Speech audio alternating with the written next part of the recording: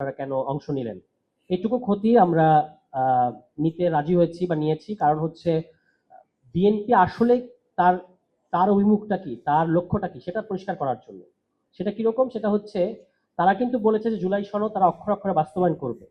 তো রাষ্ট্রপতি নির্বাচনের একটা সুনির্দিষ্ট ফর্মুলা কিন্তু জুলাই সনদে আছে। এটা কিন্তু তারা করলেন না। এক্ষেত্রে তারা বলতে পারেন যে সংবিধান সংশোধন হয় নাই। কিন্তু উনারা নিজেরাই বলেন যে জুলাই সনদ হচ্ছে রাজনৈতিক সমঝোতার দলিল।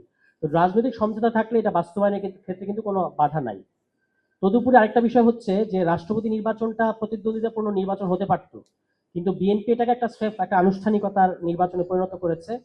প্রতিদ্বন্দ্বিতাপূর্ণ নির্বাচন হতো, এই যেমন ৭০ অনুচ্ছেদের কথা আপনারা বললেন, ৭০ অনুচ্ছেদ কিন্তু রাষ্ট্রপতি নির্বাচনের ক্ষেত্রে প্রযোজ্য না। এটা খুব পরিষ্কার করে বলা দরকার। বিএনপি বাংলাদেশের মানুষকে বিভ্রান্ত করার চেষ্টা করছে। কেন ৭০ অনুচ্ছেদ প্রযোজ্য না? কারণ ৭০ অনুচ্ছেদে পরিষ্কার বলা আছে যে আপনি যদি পদত্যাগ করেন তাহলে আপনার সদস্যপদ চলে যাবে। দ্বিতীয় যে ক্ষেত্রটা সেটা হচ্ছে যদি সংসদে, কথাটা হচ্ছে সংসদে যদি দলের বিলের বিপক্ষে ভোট দেন।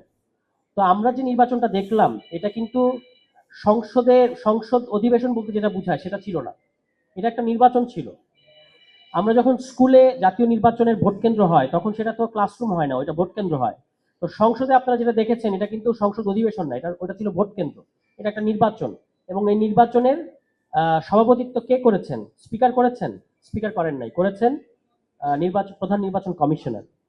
তিনি রিটার্নিং অফিসার হিসেবে ভূমিকা পালন করেছেন। তার মানে এটা একটা নির্বাচন। অন্য অন্য অনেকগুলো বাংলাদেশের স্থানীয় সরকার নির্বাচন হয়, জাতীয় নির্বাচন হয়, একটা রাষ্ট্রপতি নির্বাচন হয়েছে।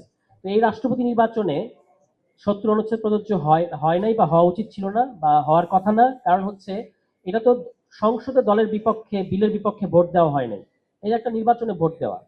হ্যাঁ, এবং ৭০ অনুচ্ছেদ না থাকলেও বিএনপির সংসদ সদস্যরা তাদের প্রার্থীকেই ভোট দিত, আমরা ধরে নিতে পারি। কিন্তু তবু যে ভয় দেখাতে হলো বেআইনিভাবে এবং সংবিধানের সাথে সাংঘর্ষিক হিসেবে, এটা হচ্ছে বিএনপির রাজনৈতিক চরিত্র যে তারা এটা ভয় দেখাতে পছন্দ করে। এমনকি তাদের দলীয় সংসদ সদস্যের উপর তাদের যথেষ্ট পরিমাণ আস্থা নাই, এবং আস্থা নাই বলে তারা বলেছে দলের বিপক্ষে ভোট দিলে সংসদ সদস্য পদ থাকবে না। তো ৭০ অনুচ্ছেদটা তারা এখানে অন্যায্যভাবে এবং বেআইনিভাবে এখানে সামনে হাজির করেছে, এবং তারা যে এটা মানছে না জুলাই সনদ অক্ষর অক্ষর বাস্তবায়নের কথা বললেও শুধুমাত্র জনগণের সামনে এটা স্পষ্ট করার জন্যই আমরা নির্বাচনে অংশ নিয়েছি। কিন্তু আমরা চেয়েছি যে গণতান্ত্রিক প্রক্রিয়াটা, রাষ্ট্রপতি নির্বাচনে একটা গণতান্ত্রিক প্রক্রিয়া এবং নির্বাচনী প্রক্রিয়াটা ফিরে আসুক, এবং সেটার জন্য আমরা এই নির্বাচনটাকে প্রতীকীভাবে নিয়েছি। এবং বিএনপির রাজনৈতিক দ্বিচারিতা কিংবা বরখেলাফ ওয়াদা বরখেলাফের যে রাজনীতি সেটা স্পষ্ট যেন হয়, সেই কারণে আমরা এই নির্বাচনটাতে অংশ নিয়েছিলাম। সবাইকে অসংখ্য ধন্যবাদ।